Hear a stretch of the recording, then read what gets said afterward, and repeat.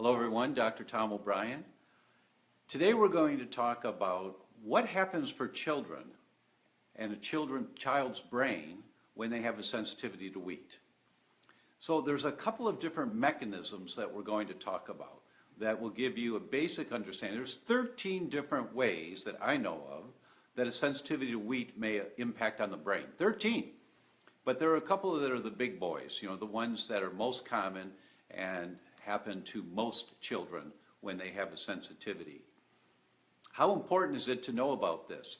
In the Journal of Attention Disorders, 2006, they published a study. They looked at 130 kids with attention deficit hyperactivity disorder, diagnosed, that had a sensitivity to wheat.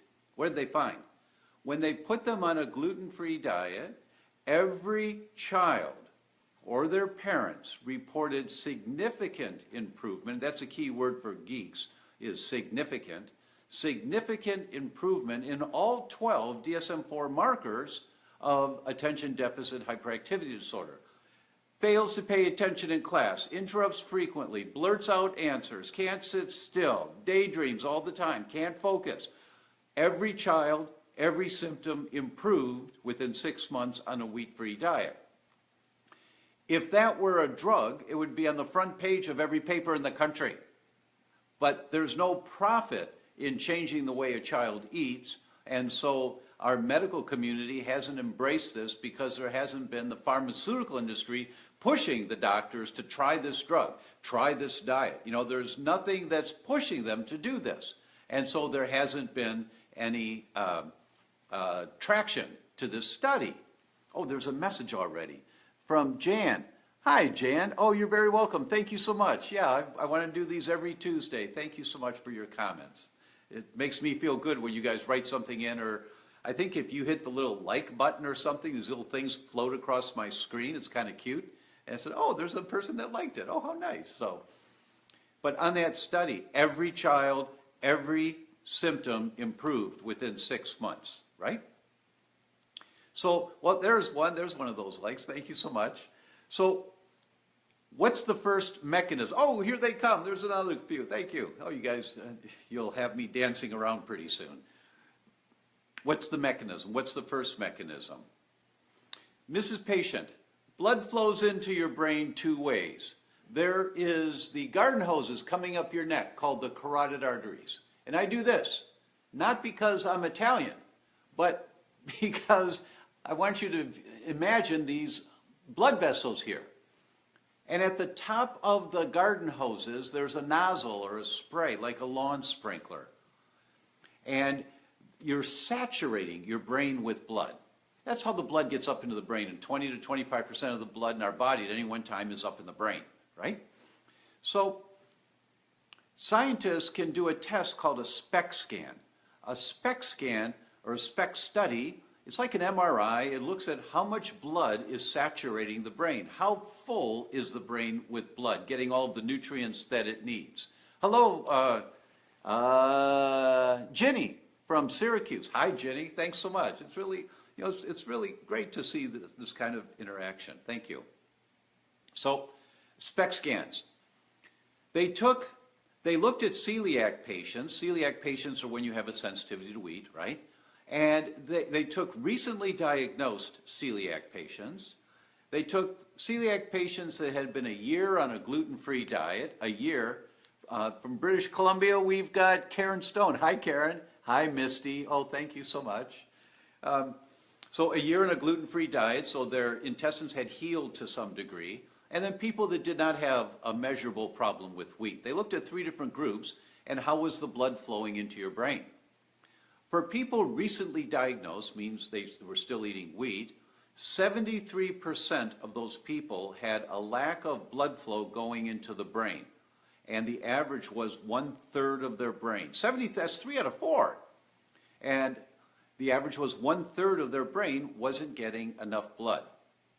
A year on a gluten-free diet, and only 7% still had a lack of blood flow into the brain. And the normals that didn't have a problem with wheat, none of them had a lack of blood flow. Now the term is hypoperfusion. It's a really good Scrabble word. Hypoperfusion. But but it means a lack of blood flow into the brain. Now, what's the significance of this? Oh, one more point, then I'll tell you the significance. Every one of those people with hypoperfusion, a lack of blood flow in the brain, averaging a third of their brain, it always included the frontal lobes. The frontal lobes is where anxiety and depression come from. So what's the significance of not having a blood flow into your brain? Would you all do this for me, please? Would you all cross your legs right now? Come on, cross your legs. Thank you. Leave them like that for 3 hours. Now stand up and run. You can't, because your legs falling asleep. There's no blood in your legs, and you fall down, right? Give your child toast for breakfast if they have a sensitivity to wheat, and send them to school to learn. They can't. And why do our kids have anxiety? And why do our kids have depression? And one of the common reasons is the foods they're eating are triggering hypoperfusion, a lack of blood flow into the brain. Brian Miller. Oh, thanks, Brian. Livonia. Oh, my aunt lives in Livonia. You know, Brian, I'm from Detroit originally, 8 Mile and Evergreen. So I know right where you are, man, right where you are. So that's the first mechanism, is a lack of blood flow into the brain, hypoperfusion. 73% of people with a sensitivity to wheat have this. That's how common it is. And many of you, you know, when I'm doing lectures, I'll say, how many of you know or suspect you have a sensitivity to wheat? And it's a room full of 400 doctors. About 80% of the room raises their hand. And I say, hold your hands up high for a minute. Hold your hands, come on, get them high, because they do this. You know, they'll accommodate the speaker. I say, get them high, and then they'll put it up. They look around the room, and they look around the room. And I say, that's your practice. This is not a talk to celiacs. This is a talk to healthcare practitioners. They have a little more probably accurate suspicion if something's going on for them or not, right? Now, how many of you know that if you have an inadvertent exposure to gluten or wheat, it seems to affect your brain? Raise your hands high, and about 70 to 80% of that initial 70 to 80%, so it's about half the room or 60% of the room total, will say, yeah, if I eat wheat, it seems to affect my brain. And I have them look around the room, because we know that only 1 out of 8 people, only 1 out of 8 who has a sensitivity to wheat, will it affect their gut, meaning they feel it and it chews up their gut in celiac disease. 7 out of 8 people, it doesn't affect their gut. It affects their brain or their heart or their lungs or their liver, but it doesn't affect the gut, so you can't tell when it's happening. That's like, what? So we think we eat something, we feel fine, but then an hour later we're depressed, and we don't associate that we had a sandwich for lunch, and now we're depressed. And what's this? Missy, and your joints. What about scleroderma? Yeah, Missy, you asked me last week. Scleroderma is an autoimmune condition you know very well. And if you read my book, The Autoimmune Fix, we talk about the whole platform of autoimmune diseases, including scleroderma. I sincerely believe that you'll get some really good information and some leads into what do I do next if you'll take a look at the book. It's The Autoimmune Fix. It's on my website, www.theDr.com, and the book pops right up and you click on it. It takes you to Amazon, but then you can download some articles also. Since I wrote the book, I've written some articles about it. And Missy is acting, you just got the book in the mail. All right, way to go, girl. Way to go. Thank you so much. And hopefully you'll text me next week and do OMG. This is really helpful. You know, hopefully that's what you'll say. Say whatever you want, but you know, but if it's not nice, I'm not going to read it to everybody, but I think it'll be nice. Okay, so the first mechanism is hypoperfusion, a lack of blood flow into the brain. Happens to so many of us. You know, all the doctors will raise their hand, yeah, it seems to affect my brain. This is how it affects the brain. This is a primary mechanism. There are 13, but this is a primary mechanism. Next mechanism. They did a study. They took 400 people that were healthy, and it costs a lot of money to buy the blood of healthy people. You know, there are labs that freeze blood of diabetics and scleroderma patients and rheumatoid patients and MS patients and healthy patients, and then researchers can buy the blood to check whatever they're going to check. So in this one study by Drs. Vojdani and Karazian, they took a look at 400 healthy donors. They had no diseases. And they found that somewhere, I don't recall if it was about 60% of them or more, had a sensitivity to wheat. They had elevated antibodies to wheat. Of those that had elevated antibodies to wheat, meaning the immune system says, you got a problem with wheat. Of those that had that, about half of them, they said in the study, approximately 50% of them, had elevated antibodies to the area of the brain called the cerebellum, and also to an enzyme in the brain called GAD65. What does that mean? So half of the people with a sensitivity to wheat have elevated antibodies to their brain, half of them.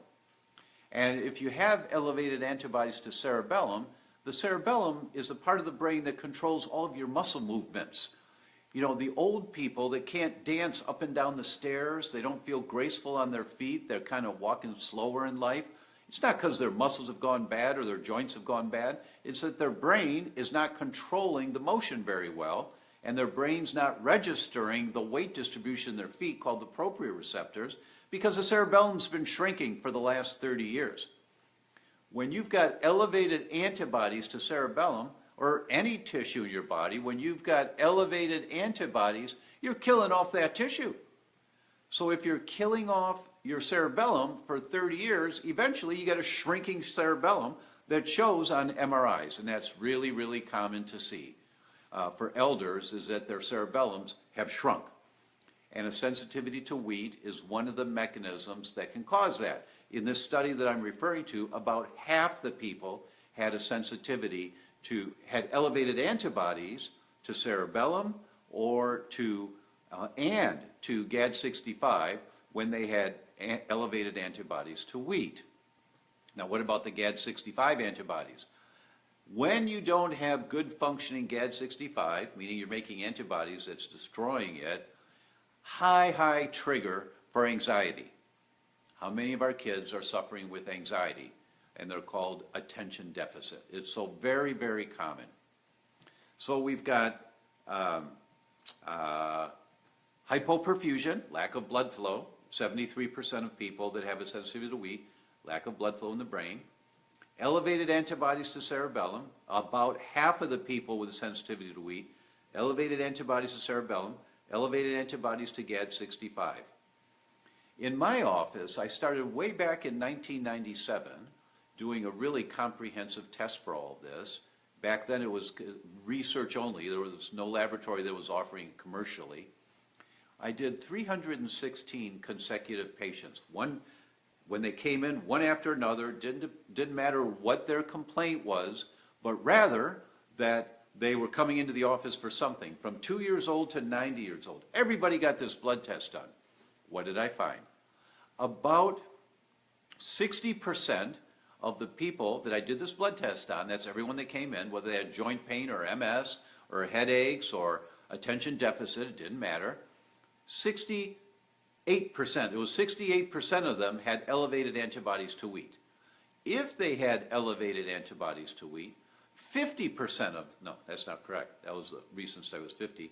In my office, it was 26% of them had elevated antibodies to cerebellum. So 68% elevated antibodies to wheat, irrespective of what your presenting complaint is. If you had elevated antibodies to wheat, 26% of them had elevated antibodies to cerebellum, and that's the part of your brain that controls how you move. 22% of them had elevated antibodies to myelin basic protein. Myelin basic protein is the saran wrap around your nerves. Now, oh, Karen Cordes joined. Hey, hi, Karen. That's my sister. So I did not lose my train of thought. I just have to regroup for a moment. 26% of them had elevated antibodies to cerebellum. 22% of them had elevated antibodies to myelin basic protein. Myelin basic protein is the saran wrap around your nerves. Now, imagine if you have elevated antibodies to myelin basic protein. Some of you know what that means. It means you're killing off the myelin. Now, imagine the wire that goes from the battery to the headlight of the car. If somewhere in the middle of that wire you could take the insulation off, but the wire was still good, and you have the exposed wire touch the metal in the car, the lights start flickering on and off. And you say, what's wrong with the lights? There's nothing wrong with the lights. It's the juice that's not getting there, right? Because it's shorting in the exposed wire touching the frame of the car, the metal of the car. That's MS. When you have elevated antibodies to myelin basic protein, that's the mechanism in developing MS. So 26% of people had, if they have a sensitivity to wheat, had elevated antibodies to cerebellum. 22% have elevated antibodies to MS. You guys ever get any numbness or tingling, in your hands, your feet, in your cheek, on your tongue once in a while? You really want to be checked to see what's causing that. And what you want to look for is antibodies to brain tissue and to nerve tissue. It's very important. So that's just a couple of the mechanisms of how a sensitivity to wheat can impact on brain function. It's true for kids, it's true for adults. This mechanism is the same throughout. Now, we are putting together, actually we are just launching today. We're just launching today, so I can tell you about this now. We are putting together an online education program. It's completely free for the next 30 days.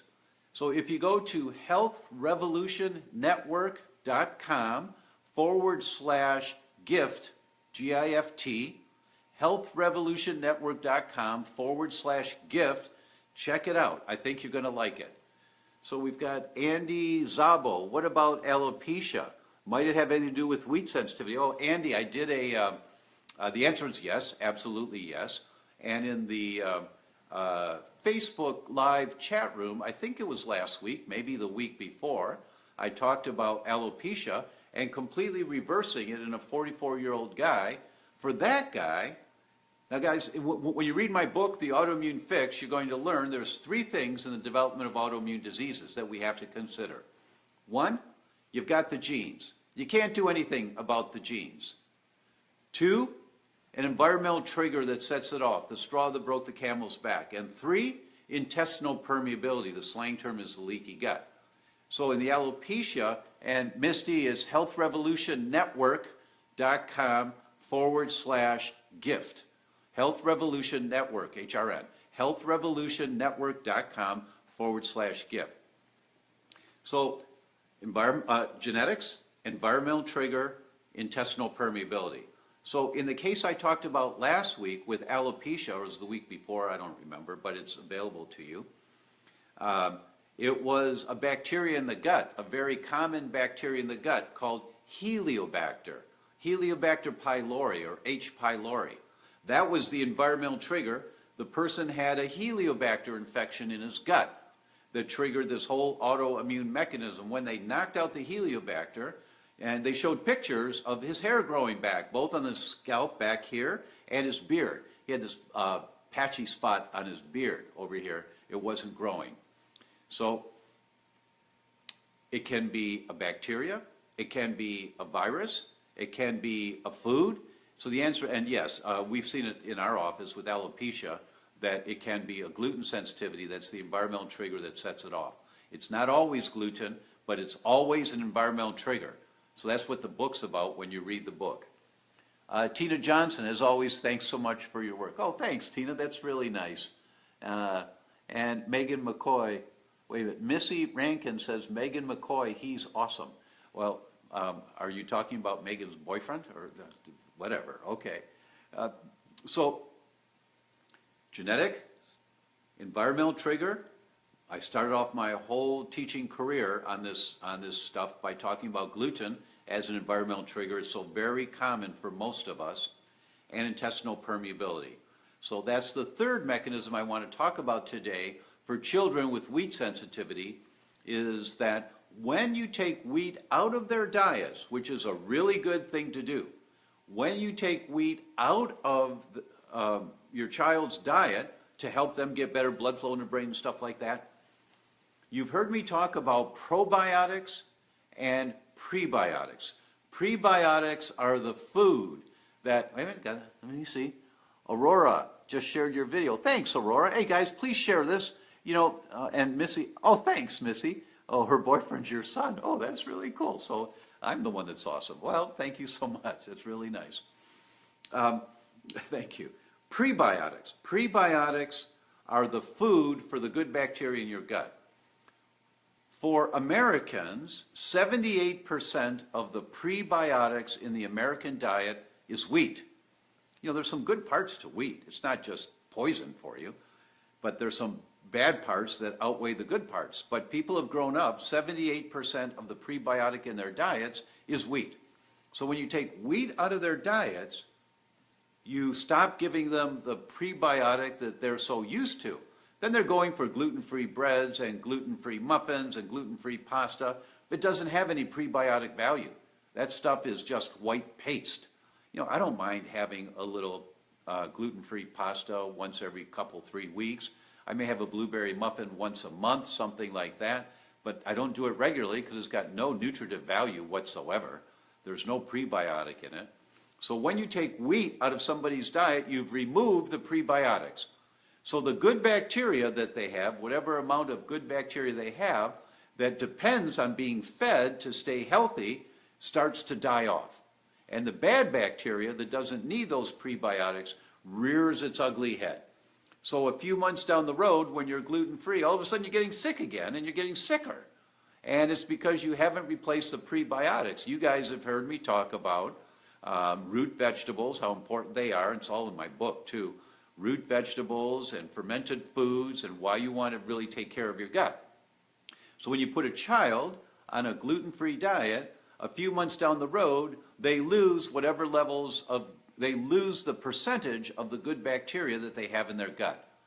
And now they get more of the bad bacteria, and this bad bacteria, so they lose what's called the Akkermansia family of good bacteria, and the result of that is they have more of the bad bacteria that causes anxiety and depression. So there was a message here from, oh, I can't scroll back. Charity, what can a celiac do to heal the gut and body if they ended up with sepsis and a blood clot in their liver? Whoa, that's a much longer answer, but the first step is, I guess I would tell you this, read my book. You need a big picture on why you have this autoimmune disease. And if you have sepsis, you've got very bad intestinal permeability. That's how you get sepsis, is the bacteria comes through the tears in the cheesecloth of the intestines, and it's accumulating in your liver because your liver is trying to filter this stuff. Because you drop an apple on the ground, you pick it up and eat it, you wipe it off and eat it, a little dirt on the apple goes into your bloodstream. The only place everything goes when you eat it is right to the liver.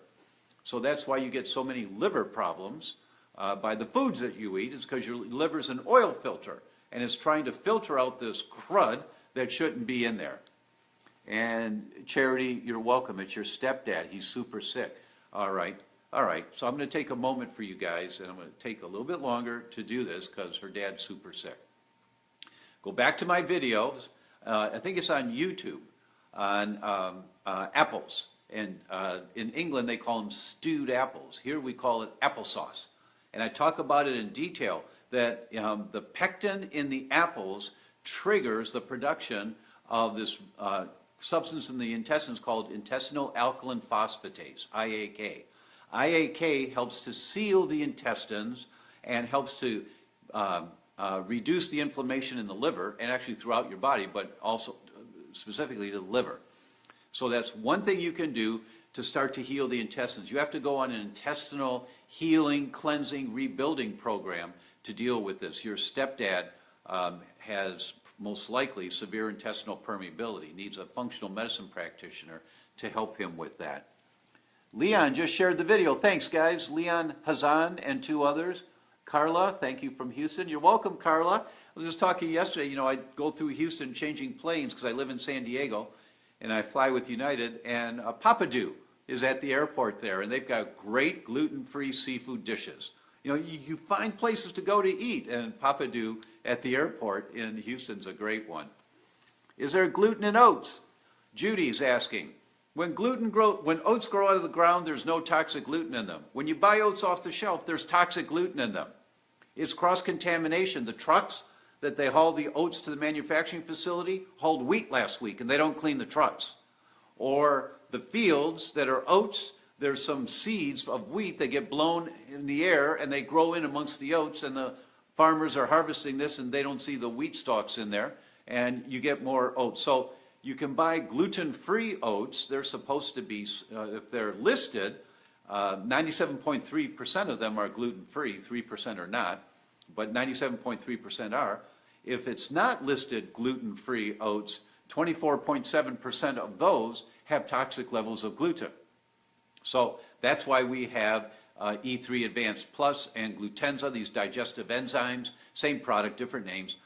But these digestive enzymes protect you when you're eating oats. You should take one Glutenza before you start eating a meal with oats. Okay, guys, I've gone over a little bit. Do something for me, would you please? Let me know if you like this. Just type a little something. Share it with your friends if you think it's of value, and let me know. I read these things, and it helps me to understand what the impact factor is of taking the time to do this. You know, I was sitting around in a pair of shorts and a t-shirt, and I said, oh, it's time to go to work. So I put a shirt on, took a shower, put a shirt on, tie, which I'm really happy to do. So, but I just want to know that it's working for you. Oh, look at all these hearts coming in. Oh, thank you so much. You guys make my day. All right, Lori, you are too great for words. Thanks, Lori. That's really nice. All right, guys. Oh, healthrevolutionnetwork.com/gift. Go there. I think you'll be happy. Thanks so very much. See you next time.